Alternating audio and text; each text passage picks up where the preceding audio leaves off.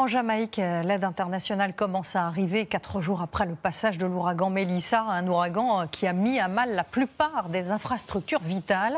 Et l'objectif, vous allez le voir, est maintenant d'éviter que ces pénuries ne provoquent de nouveaux décès, notamment dans les zones les plus touchées où se sont rendus pour nous Jeanne Cancard, Romain Reverdy et Pauline Normand. Au milieu des débris, à l'ouest de l'île, les habitants, comme cette femme, sont à la recherche d'une chose. J'ai besoin d'eau pour moi et ma mère de 84 ans.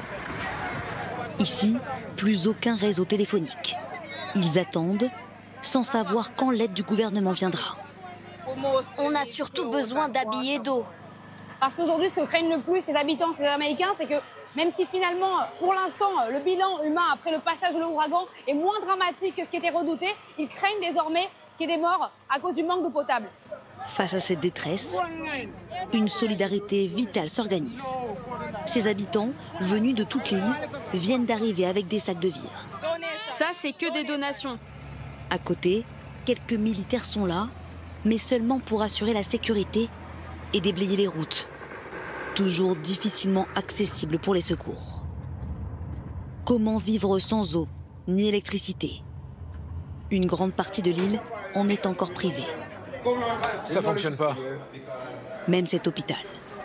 Ici aussi, la solidarité des habitants les aide pour continuer leur travail. Tout ça, c'est des dons des gens d'ici. Des lampes à piles pour tenter d'éclairer et de soigner. À la tombée de la nuit, nous rencontrons Samaria. Elle a accouché de son fils la veille de l'ouragan. Sa maison détruite, elle vit dans ce bar avec son nouveau-né. Pour les éclairer, des lampes torches prêtées par des voisins, ils l'aideront demain à reconstruire sa maison. Il y a beaucoup d'amour ici. On va se réunir, prendre un marteau et tout reconstruire. Combien de temps la Jamaïque sera-t-elle encore plongée dans le noir? Les réparations pourraient par endroits prendre plusieurs mois.